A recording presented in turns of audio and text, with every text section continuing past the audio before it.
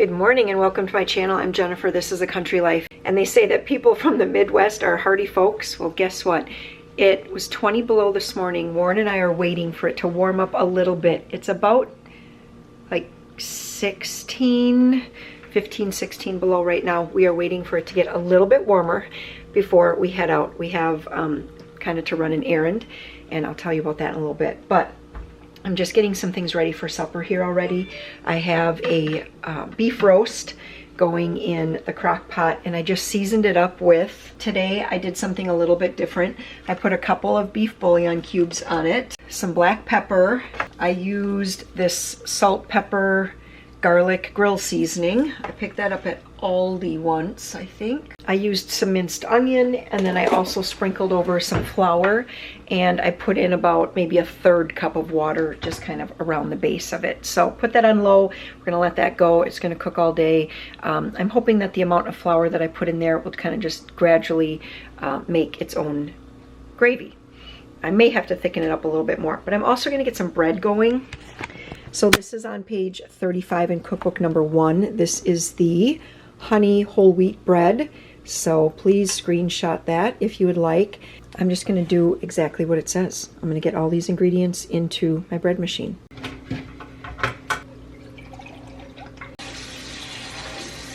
A lot of times bread machine instruction booklets will say that you should warm things up. My milk is cold, but I did put very hot water for the 1/4 cup of water. It's not gonna, you know, really warm things up, but it does help a little bit. This is a good local honey. There's 1 tablespoon, and there's a 2nd tablespoon. And then I need 4 teaspoons, right? 4 teaspoons of butter.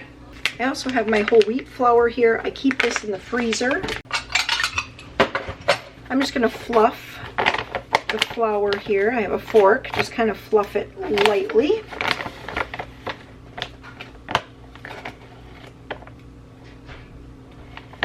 And whoop, I just made a mess. I also need 2 cups of bread flour. I'm gonna do the same thing, fluff it. This is really compacted.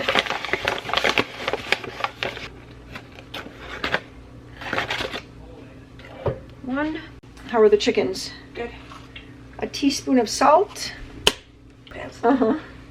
And then I would just pet them while they would eat the...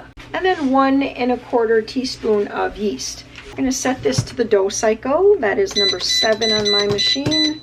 And hit start, and in an hour and 30 minutes, I'll come back and I will turn that out and shape it and put it in a loaf pan and hopefully get it to rise today, right? When it's so cold. We are bundled up like, what would you call it? I don't even know. Anyway, I said we were waiting for it to kind of warm up a little bit. I don't know if you could call -15 really warming up, but you know what? Yesterday, it is warmer than this morning. Yesterday, Warren talked to somebody, like a salesman or something, right, from Texas. And he was saying that they were getting temps in the 40s, yeah, and that like schools and things were closing. If you guys have stories about that, I would love to hear about that, because it almost doesn't even seem true to me. It almost seems like there's no way school would close at 40 degrees. But anyway, share that.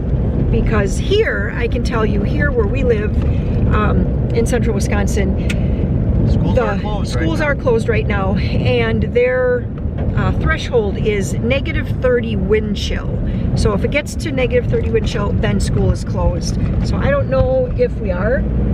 What has the wind chill been? Between -30 and -40. Okay. Yeah, I wasn't really paying attention to wind chill because that's not really the actual real temperature. It seems kind of fitting that we're going to look for siding for the ice house on the iciest day. Iciest day of the year. You are making a lot of ice down in the marsh right now, aren't you? Yes, that is great.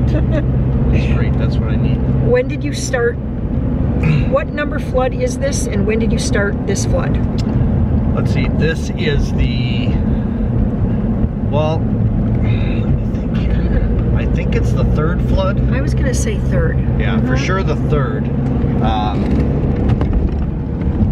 started making ice right around Thanksgiving. Bumpy roads. Yeah, bumpy roads. Right around Thanksgiving. Then I flooded again.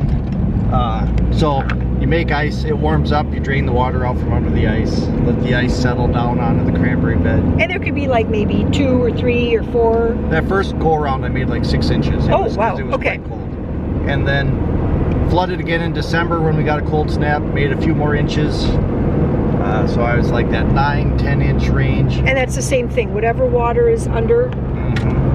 Let that go. Then you need at least 12 inches of good solid ice to hold up a dump truck. So this cold snap was forecasted, so I only flooded the beds that I plan on sanding, because the other ones were fully covered, fully protected. They didn't need more ice, but the ones that I want to sand, you can never have too much ice on a bed that you want to sand. That you want to drive a full dump truck out onto. A fully loaded dump truck. So I flooded for the 3rd time just on the beds I want to sand, which is about 20 acres, and I am making incredible ice right now. It is, by the time we're done, we should have a good 15 inches of ice. Because have you been chipping it all to kind of check yet, or do you wait till you...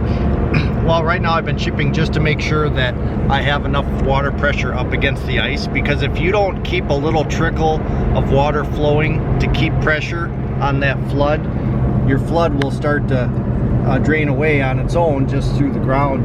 And if you get an air gap between your ice and your water, your ice making is done. You have to keep that pressure up against the ice so that there's actually water against the ice, so when the cold comes, it freezes down. Because that air acts as an insulator. It does. Even though it's, you know, whatever, 15 below or 20 below, it still acts as an insulator. Yep.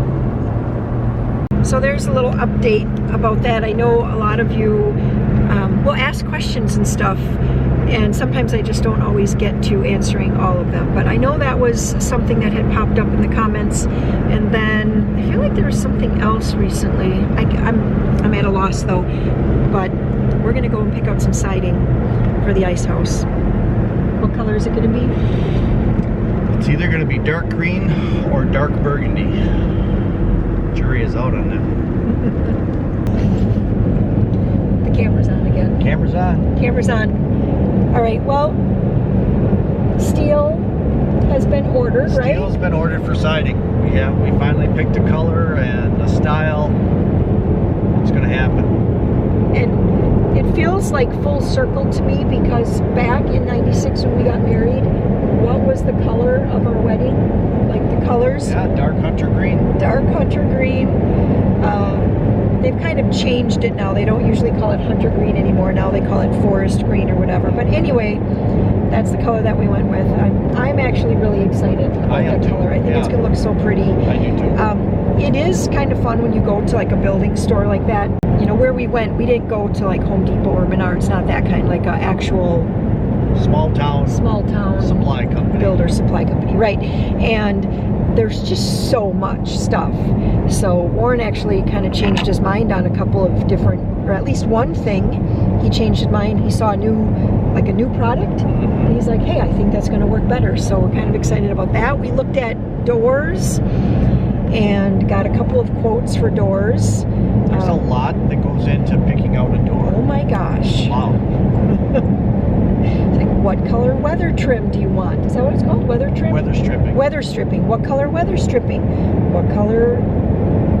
Window, no window. Internal blinds, no internal blinds. Do you want a deadbolt? No deadbolt. Oh my goodness. Color. Yeah. Threshold. All of it. So much.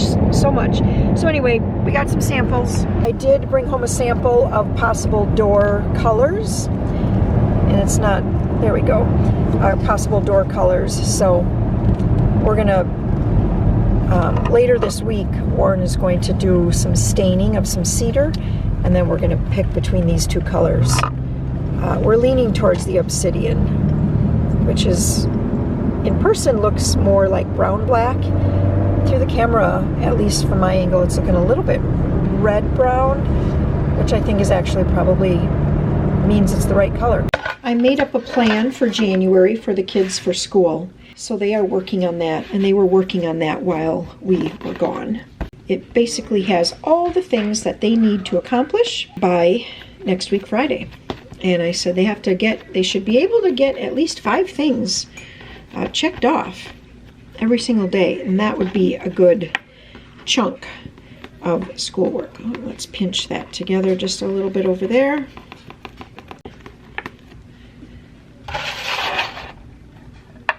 I'm going to put this into my oven with the light on, and hopefully that gives it enough heat to actually rise in this house. I mean, you guys, it's still 10 below outside.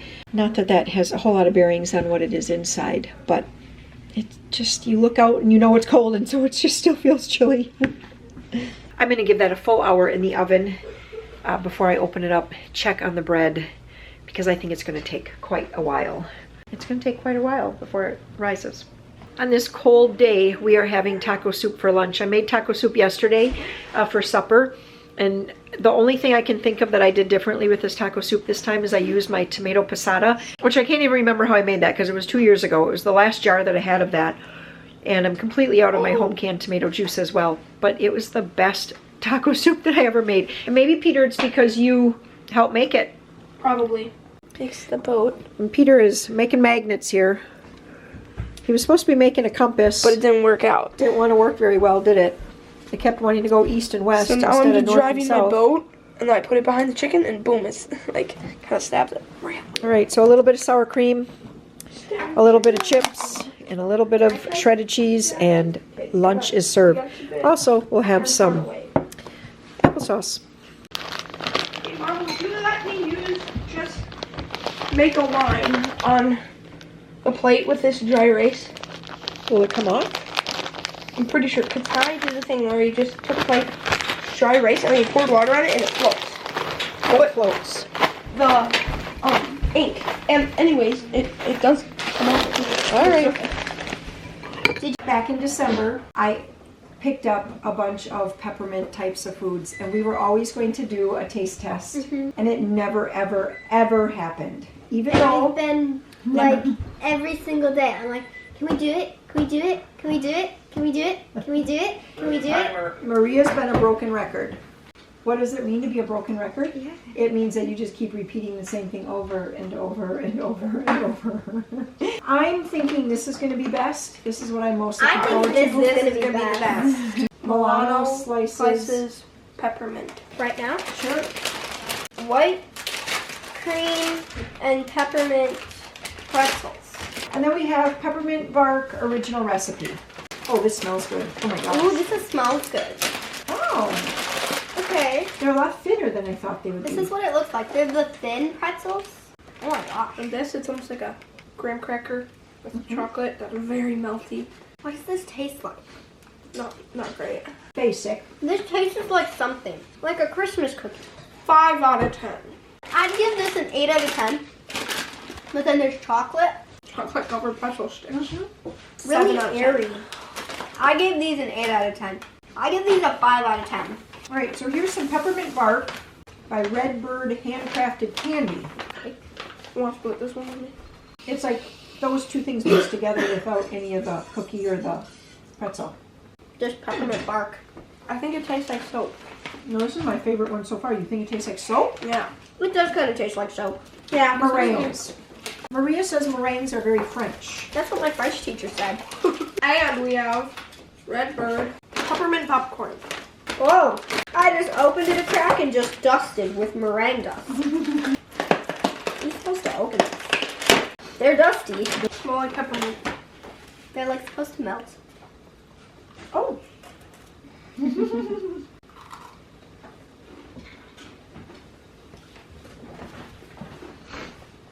Why does it taste like lemon? Nobody likes this, I see. Tastes like styrofoam and lemon. Yeah. And it's hollow inside. Next up, Yeah. I don't like that peppermint at all. popcorn. Very moist. Okay. Is it like peppermint butter on it? Not really that flavorful. I think it's okay. disgusting. Blue Diamond Almonds Peppermint Cocoa. Like a regular almond. They don't have a peppermint flavor at all. Very light compared to everything else that we've tried. I think these are okay. I could get behind those. I can't even taste the peppermint. Hot cocoa? by Starbucks. So mom's gonna get some Really dusty. hot water. Sounds good. Okay, so I find that the best way to make hot chocolate is to put heavy cream in the bottom of a mug. Just the whole thing. Oh, it's very dark. Rich velvety cocoa with a pinch of cool peppermint. And then top it with your hot water Mix the mix. and then stir well. 8 It ounces. smells like a burnt brownie milk mug cake. Burnt one? A burnt brownie mug cake. That's what it smells like to me. Hot. Really hot. I can't really get the flavor because my tongue's burnt now. Oh no. It's watery. I'm gonna try a little more. I think maybe a half. The second time I tried it, I get more of the flavor, but the flavor was water. What's everybody's favorite? The Pretzels. I would say the pretzels, and then this I like quite a bit. Oh, the peppermint cocoa almonds are not bad. Pretzels. Literally. Then these. Those. Then those. And then like these three were disgusting. You would go that way? Like Actually, this. if I had to order, I would be like this. I'm gonna go You would just push them over to the trash. You should pick up this. Supper is coming along nicely here. It's about 25 to 5. Here is the loaf of bread. It did not rise the way I wanted it to. I really think I need to get some new yeast because you can see these little ripples in the top, like right here. That means it kind of rose a little. I thought it was going to rise even more, and then it ended up kind of sinking. So anyway, it's still going to taste good. We're going to eat it up. The roast does not look like it's going to be enough. There are 6 of us home. And look at that. But I do want to tell you, if you do not want to buy brown gravy packets, this worked great.